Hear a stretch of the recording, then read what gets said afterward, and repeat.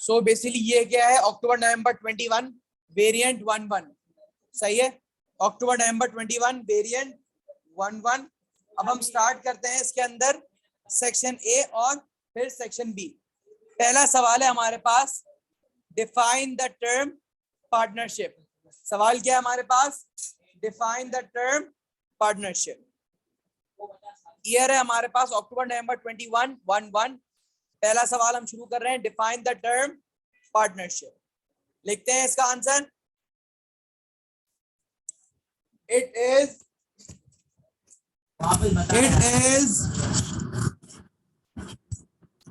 unincorporated business. It is an unincorporated business which does not have separate legal identity,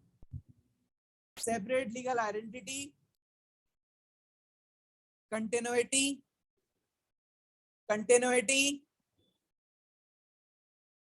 and has unlimited liability,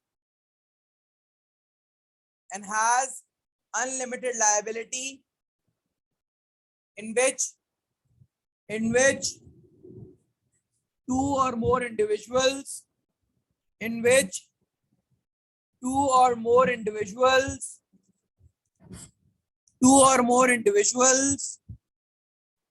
join their resources together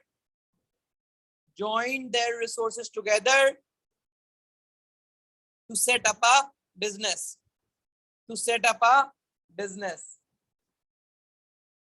ठीक है। तो यहाँ पर हमारे 2 mark complete होते हैं। अगला पार्ट पूछ रहा है, explain 2 limitations of partnership as a business structure. सवाल क्या पूछ रहा है, explain 2 limitations of partnership as a business structure. तो क्या लगता है क्या लिमिटेशंस होंगी? लिमिटेशंस क्या होंगी पार्टनरशिप की? सबसे पहली बात, जो एक चीज हमने डेफिनेशन में भी लिखी है, अनलिमिटेड लायबिलिटी, प्रॉफिट्स शेयर्ड हो जाते हैं, ठीक है। Decision making will take time और कॉन्फ्लिक्ट ऑफ इंटरेस्ट। तो उसी की एक्सप्लेनेशन लिखते हैं। सवाल पूछ रहा है, explain 2 limitations of partnership as a business structure.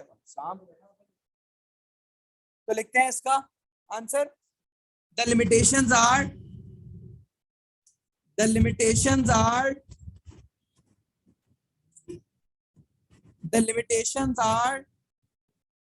that the partners have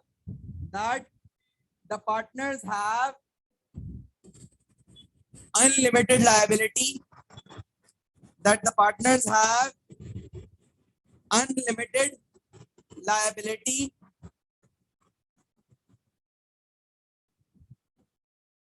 comma, in case of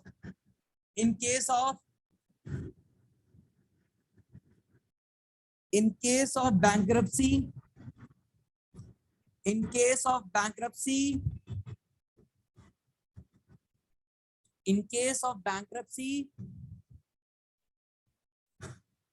the partner's personal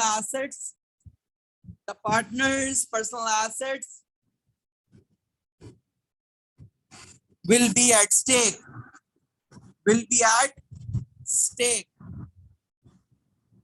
In case of bankruptcy, the partner's personal assets will be at stake. एक drawback हो गया, लिखते हैं दूसरा।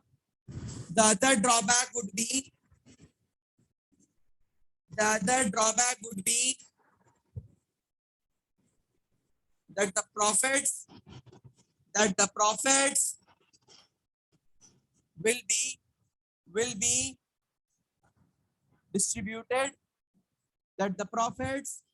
be distributed, amongst the partners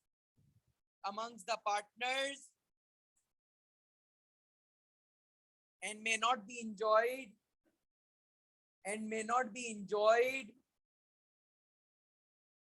by a single individual,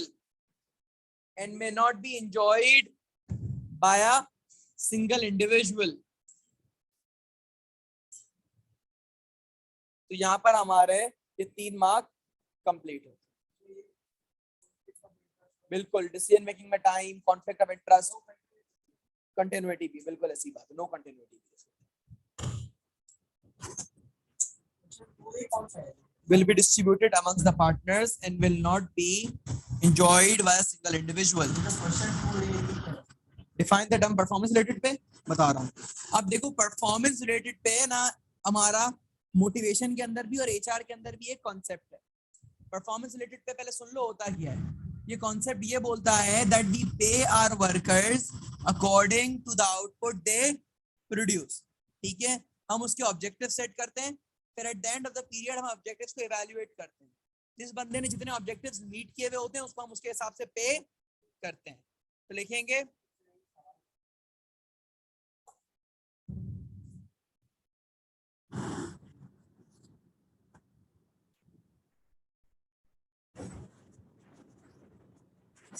इसका answer लिखते हैं it is an incentive system. It is an incentive system in which workers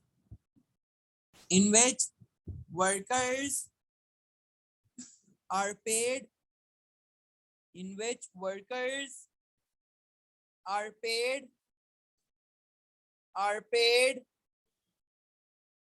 according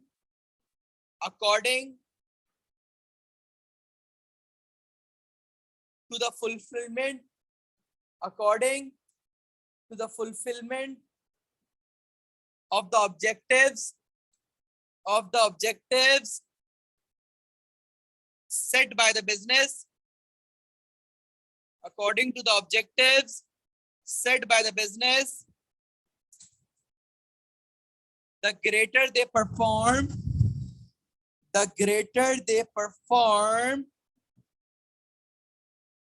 better the pay would be. The greater they perform, the better the pay would be. ठीक है, तो यहां पर हमारे 2 mark complete होते हैं। ठीक है, अगला पार्ट हमें बोल रहा है और पूछ रहा है बताओ कि 2 एडवांटेजेस बताओ परफॉर्मेंस रिलेटेड पे के। ठीक है, तो भाई एक बात बताओ, जब वर्कर मेहनत कर रहा है, एडिशनल एफर्ट पुट इन कर रहा है, तो तुम उसको ज्यादा पैसे दे रहे हो, तो जब ज्यादा पैसे दे रहे हो तो वर्कर आपका क्या फील करेगा? मोटिवेटेड फील करेगा। जब वो मोटिवेटेड फील करेगा तो बेटर परफॉर्म करेगा, एफिशिएंसी और प्रोडक्टिविटी ज्यादा होगी। ठीक है, दूसरी बात यहाँ पर एक और बेनिफिट ये आ जाएगा दैट जब हम ये अट्रैक्टिव पेमेंट मेथड इस्तेमाल करेंगे तो हमारे पास जो अच्छे और केपेबल एम्प्लॉइज हैं, they will be willing to work for our organisation. ठीक है, दूसरी बात, हमारी ऑर्गेनाइजेशन का लेबर टर्नओवर हाई नहीं होगा, हम अपने ऑर्गेनाइजेशन के अंदर एम्प्लॉइज को रिटेन कर सकेंगे, बंदे छोड़ छोड़ के नहीं जाएंगे। तो लिखते हैं इसका the advantages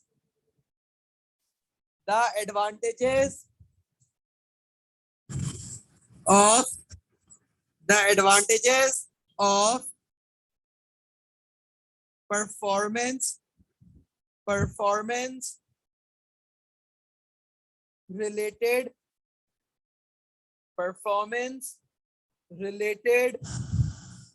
pay would be that the method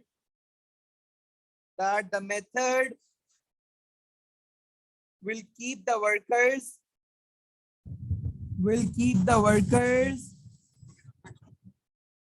motivated,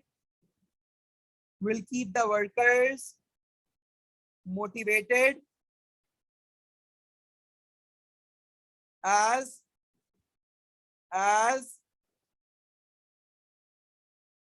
when they will perform better,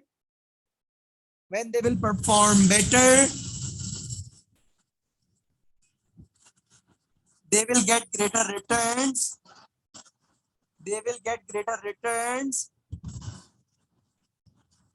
which will move the workers to put in greater efforts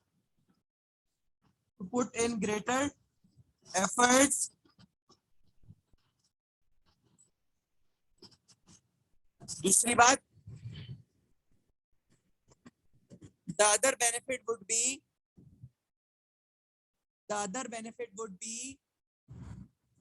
as when the workers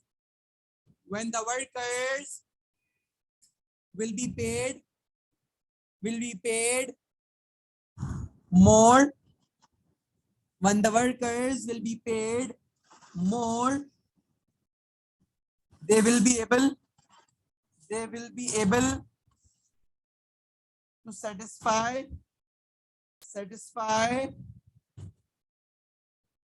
their needs and wants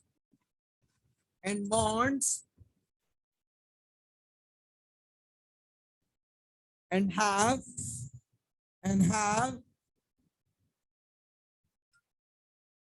a better lifestyle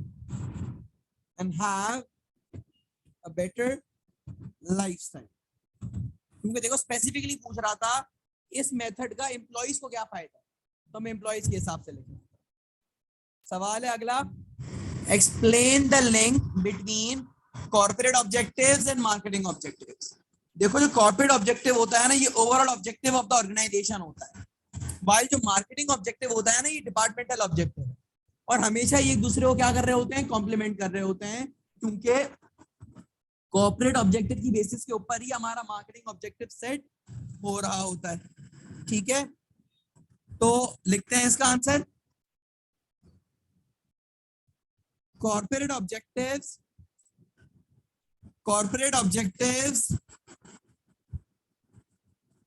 are long-term goals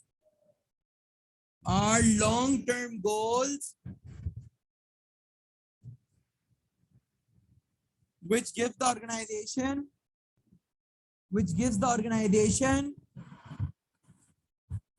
an overall direction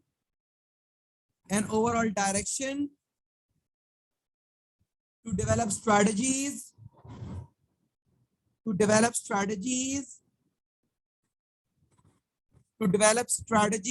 and plan of actions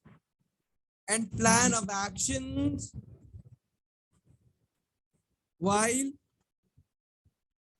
marketing objectives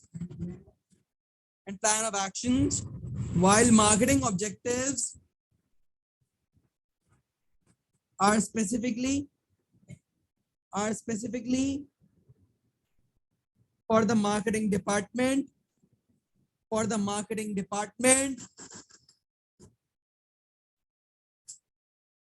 the link between the two is that the marketing objectives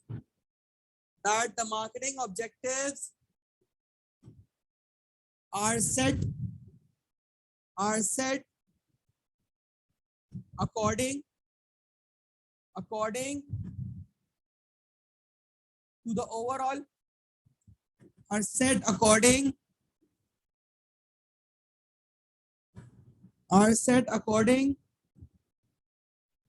to the overall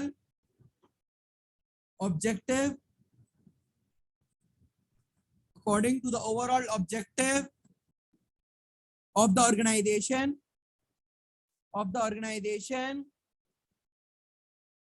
and helps the business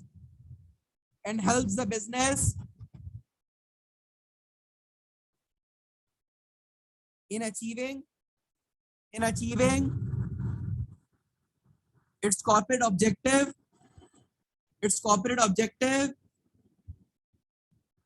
such as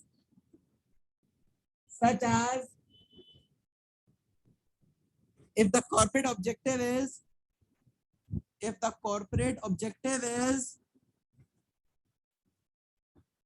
is growth,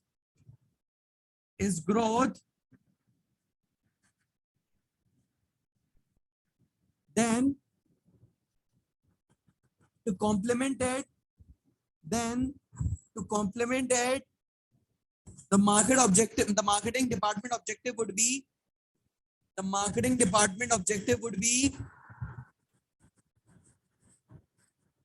to increase market share. Marketing department objective would be to increase market share. Marketing department objective would be to increase market share of the business.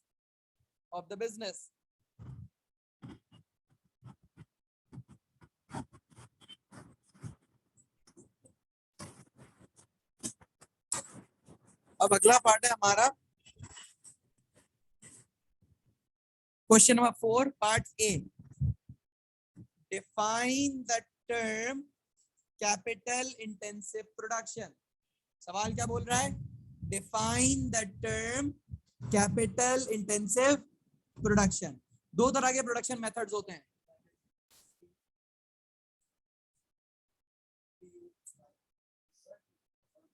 एक labour intensive है और एक capital intensive है. हाँ सही कह रहा हूँ. मशीनरी का वर्ड इस्तेमाल कर सकते हैं. लेबर इंटेंसिव में हम रिलायंस ज्यादा करते हैं किसके ऊपर? वर्कर्स के ऊपर. और कैपिटल इंटेंसिव के अंदर हमारी ज्यादा रिलायंस किसके ऊपर होती है? मशीनरी के ऊपर, ऑटोमेशन के ऊपर, टेक्नोलॉजी के ऊपर. लिखते हैं it is a production process. It is a production process in which the business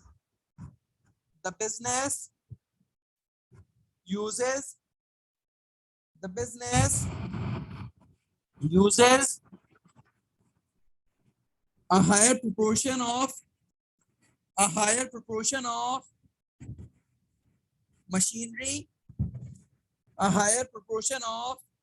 machinery, and automation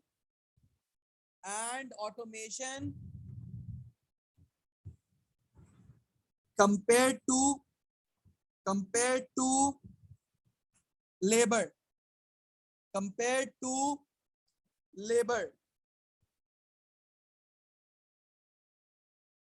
2 mark complete. अब सवाल पूछ रहा है 2 पॉसिबल डिसएडवांटेजेस बताओ for a business of labour intensive production. भाई लेबर इंटेंसिव पर अगर काम कर रहे हो तो ड्रॉबैक्स क्या होंगे? बिल्कुल इनकंसिस्टेंसी होगी. जरूरी नहीं हर प्रोडक्ट दूसरे के साथ बिल्कुल यूनिफॉर्म हो. इनकंसिस्टेंसी होगी. एक और क्या हो सकता है?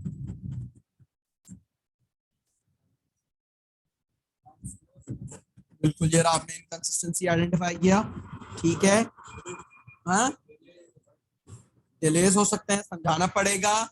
दूसरी बात, we will have a greater dependency on our workers. If a worker is not present the complete production process में बी हॉल्टेड. ये हो सकता है. दूसरा, आउटपुट की स्पीड क्या हो जाएगी? स्लो हो सकती है.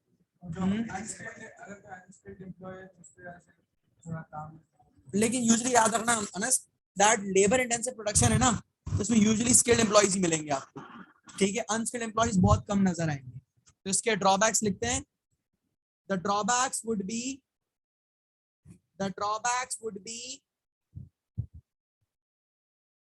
that the output produced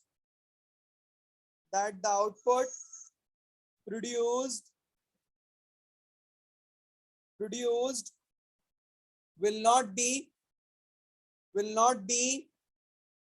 consistent,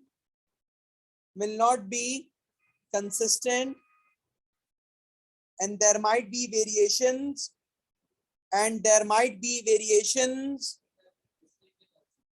mistake नहीं, variations exactly same नहीं होगा. And there might be variations in the output produced,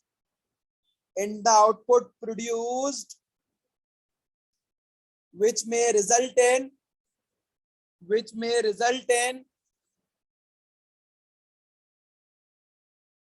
customer dissatisfaction, customer dissatisfaction,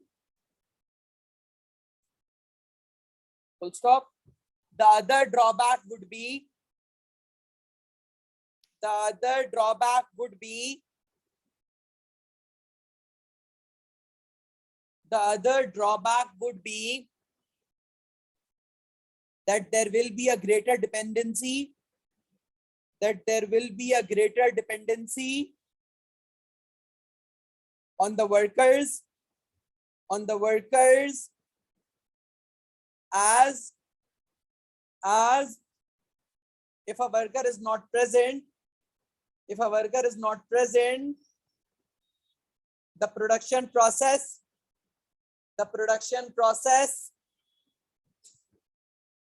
may be halted, may be halted. तो यहाँ halted, तो यहाँ पर आपका सेक्शन ए कंप्लीट होता है.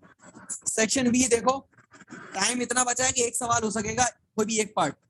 5 और 7 में से देख लो जो अच्छा लग रहा है बता दो. 5AB 7AB बता दो. Analyze how a business might use the internet in 2 elements of the marketing mix. Internet तो आप देखो, प्लेस में ई-कॉमर्स भर दोगे पूरा, ठीक है.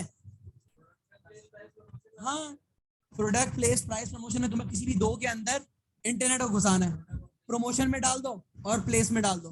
प्रमोशन में social media marketing, digital marketing, email marketing, ये सब भर दो.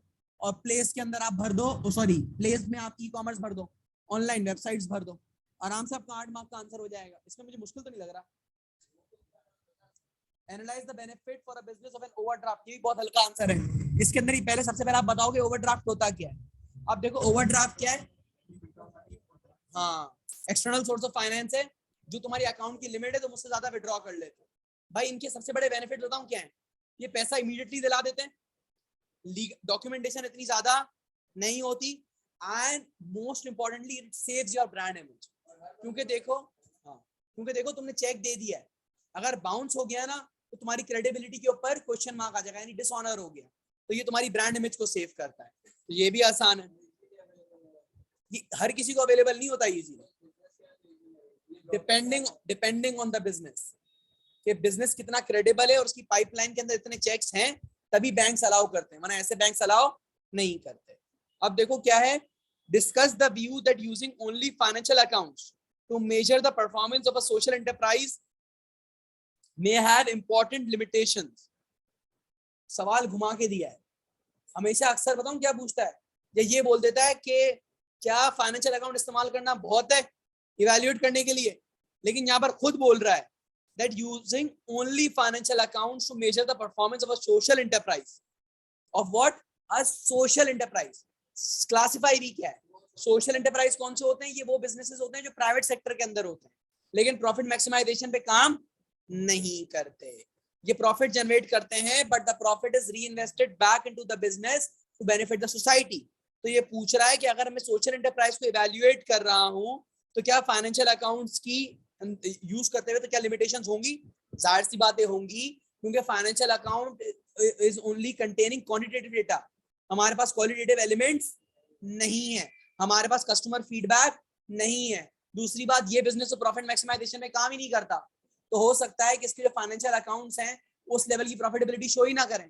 भाई प्रॉफिटेबिलिटी शो नहीं करें क्योंकि ये प्रॉफिट जनरेट कर ही नहीं रहा या प्रॉफिट फोकस कर ही नहीं रहा, तो जाहिर सी बात इसका प्रॉफिट कम होगा. इसको अगर इवैल्यूएट करना है, इसको तो कस्टमर का फीडबैक लेके इवैल्यूएट करो. इसको इवैल्यूएट करना है तो उसको तो मार्केट शेयर लेके इवैल्यूएट करो. ठीक है, तो बिल्कुल इसकी लिमिटेशंस आएंगी. अगला वाला 12 मार्क वाला भी देख लेते हैं, फिर देखते हैं कौन सा लिखना है.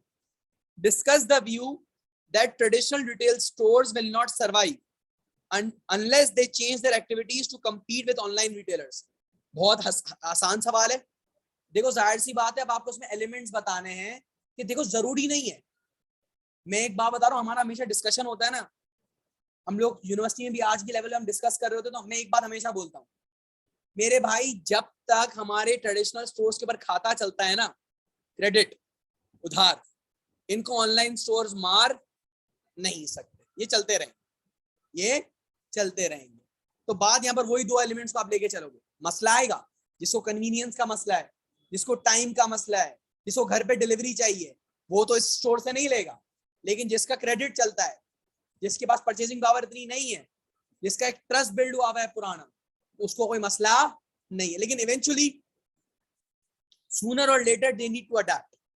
अगर ये ऑनलाइन नहीं आएंगे तो अपनी मार्केट क्या कर देंगे, लिमिट कर देंगे। क्योंकि आप खुद देख लो ना, अब बैंक्स, स्टैंडर्ड चार्टर्ड की एग्जांपल ले लो, अपनी ब्रांचेस क्या कर रहा है, लिमिट कर रहा है। क्योंकि अब फिजिकल प्रेमिसेस की आपको जरूरत नहीं। अब मुझे एक बात बताओ ना, ये जो चार मीनार पे खाड़ी का आउटलेट था, इसका अच्छा खासा रेंट था, केएफसी के बराबर, बंद कर दिया ना। क्या जरूरत है मेरे भाई 40-50 लाख रुपए भरने की? ठीक है, मेरे ख्याल से लकी वन वाले का रेंट 1 करोड़ कुछ है। ठीक है, तो क्या जरूरत है? चलो आपकी कुछ फ्लैगशिप स्टोर्स हो, बाकी आपका जब प्रोडक्ट ऑनलाइन बिक सकता है, लोग आके ले सकते हैं, तो इतना बड़ा खर्चा रखने की जरूरत।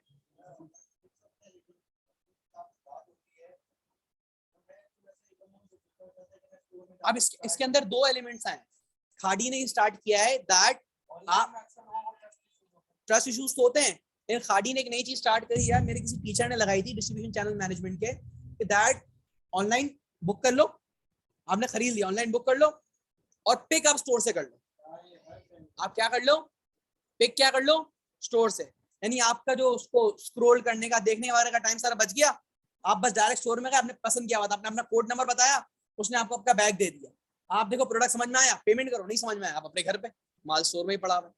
तो कोई मिक्स एंड मैच बन सकते हैं, लेकिन आपको स्लोली एंड ग्रेजुअली मूव करना पड़ेगा। बिल्कुल आप सही करो, आपको पता नहीं चलता, फॉर एग्जाम्पल आपने ऑर्डर किया कि कपड़ा फील कैसा हो रहा है, कंफर्ट है या नहीं है, लेकिन कुछ ना कुछ एलिमेंट्स तो आपको साथ साथ डालने पड़ेंगे। आप खुद देखो ना कि अब ऑनलाइन का ये भी मसला है कि तुमने ऑर्डर तो कर दिया, वो डिलीवरी नहीं हुआ। ठीक है, अब फॉर एग्जाम्पल ऑर्डर किया तो बोला था 4 दिन में डिलीवरी हो जाएगी, हम वेट करते रहे, अगले दिन देना है किसी को, लेकिन मसला क्या आ गया, उसको कॉल करी उस दिन, बोला नहीं हमारा वेयर हाउस मूव कर रहा है, इसके लिए इस हफ्ते में डिलीवर नहीं होगा, अगले हफ्ते में। मैंने बोला भाई जब मैंने आपको ऑर्डर प्लेस किया था, ये तो आपको मुझे उस टाइम पे बताना चाहिए था कि भाई हमारा वेयर हाउस मूव हो रहा है, डिलीवरीज लेट है। अब आपने ये गलती करी तो कस्टमर रिलेशनशिप मैनेजमेंट का मसला आ जाता है। ठीक है, सिर्फ ऑनलाइन जाना काफी नहीं होता, सीआरएम और ये सारे मामला को देखना भी होता है। तो ये है सवाल आसान, सही है। 5A 5B 7A 7B अपने पास नोट करो, ये मुझे चेक करवाना अगली क्लास में, पिक्चर ले ले मुझे, 5A 5B 7A 7B picture ले ले, ग्रुप पे डाल दो, और इसका डिस्कशन भी हमने रिकॉर्ड कर लिया, ये मैं अपलोड कर दूंगा। हाँ, मैं ऐड कर दूंगा।